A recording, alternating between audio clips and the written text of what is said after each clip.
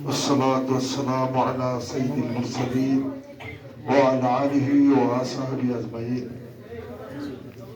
أعوذ بالله من الشيطان الرجيم. بسم الله الرحمن الرحيم.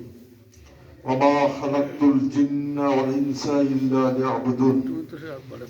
বাংলাদেশ জামাত ইসলামী সাতক্ষীরা সদরের 1 নম্বর বালদা ইউনিয়ন শাখা কর্তৃক আয়োজিত আজকের এই কর্মী টিএস এর স্পট সভাপতি জনাব মাওলানা নাজমুল হুদা, উপস্থিত আছে আমাদের উপজেলা জামাতের সম্মানিত নেতৃবৃন্দ, উপজেলা কর্মের সদস্যবৃন্দ, আমার পরম শ্রদ্ধেয় ভাই বিশিষ্ট মুক্তিযোদ্ধা। আমরা একসাথেই ইউনিয়ন নাজরের দায়িত্ব পালন করেছি। আর 1986 সাল থেকে ছিলেন বালদা ইউনিয়নে মাস্টার নুরউদ্দিন সাহেব সহ এই ইউনিয়ন থেকে অনেক লোক হারিয়ে গেছেন। আমি আবার সালাম দিচ্ছি আমার প্রিয় ভাই বাবাজিরা। আসসালামু আলাইকুম রহমতুল্লাহ। আপনারা ভালো আছেন তো? আমরাও ভালো আছি আলহামদুলিল্লাহ। ভালো থাকার কথা ছিল না যদি আগের পরিবেশ থাকতো। তাহলে ভালো থাকার কথা ছিল না। আমাদের পাশের বসেরা ওই মহাদেশ সাহেব বাড়ি আসতো না, যে পেত না, আর মহাদেশ সাহেব আসলেও পাশাপাশি থাকতে পারত না। এই করার মালিক কে? পরিবর্তন কে করে দিয়েছেন? সফর করতে হবে তারে। বিজয় আসলে কোরআন পাকের ভিতরে বলা হয়েছে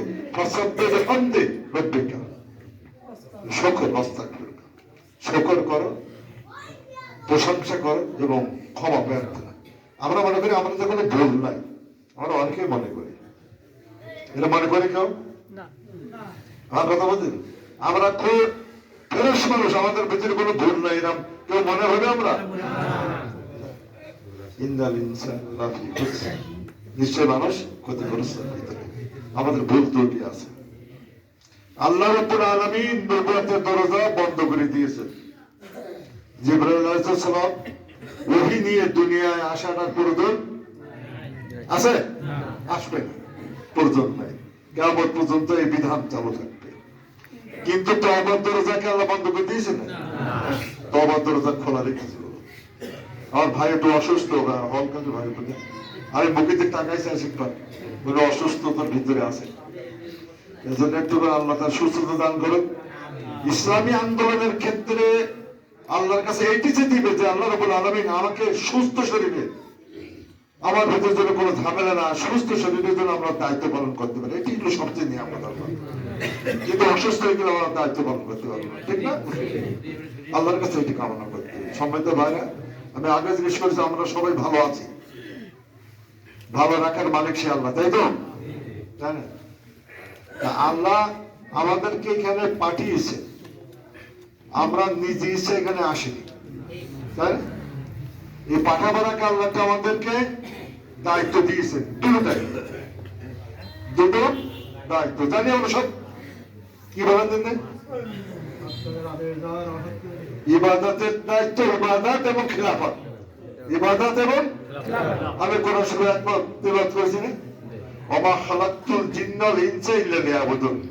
আল্লাহ বলছেন যে আমি জিন এবং মানব জাতিকে, এটা সবাই জানি আমরা, কেবলমাত্র একমাত্র শুধুমাত্র আমার ইবাদত করার জন্য সৃষ্টি করেছি। আমরা কি সেই দায়িত্ব পালন করতে পারছি? ইবাদতের ব্যাখ্যা আমরা বুঝিনি, বোঝার ক্ষেত্রে ভুল আছে। শুধু নামাজ, রোজা, হজ, যাকাত, দান, সদকা, পিতামাতার খেদমত, ভালো কাজ করা, এইটা আবার ইবাদত মনে করি, তাই না? এর বাইরে কি মনে করতে পারি?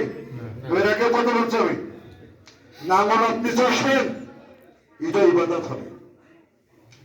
আমি ব্যবসা বাণিজ্য করবো, এটা আমি প্রস্রাব পায়খানা করবো, এটা মনে করি।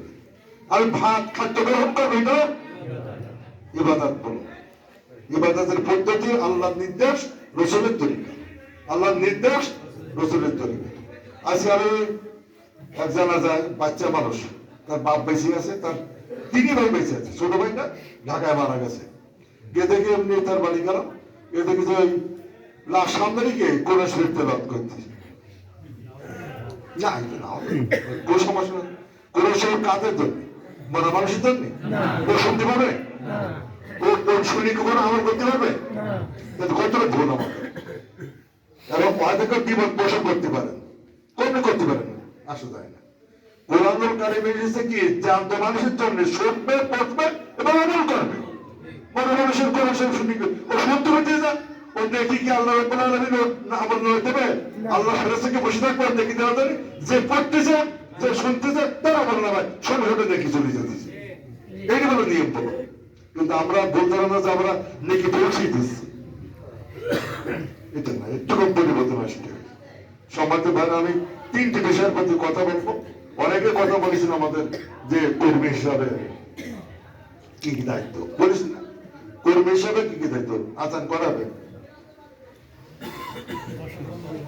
10 ঠিক আছে 22 ইউনিয়ন কেউ ডাক করবেন না তো, আমি ক্ষমা চাই নিচ্ছি। 22 ইউনিয়ন আগে আমার 16 বছরের উপজেলা সেক্রেটারি দায়িত্ব পালন করেছে আমি 2001-2 সাল থেকে।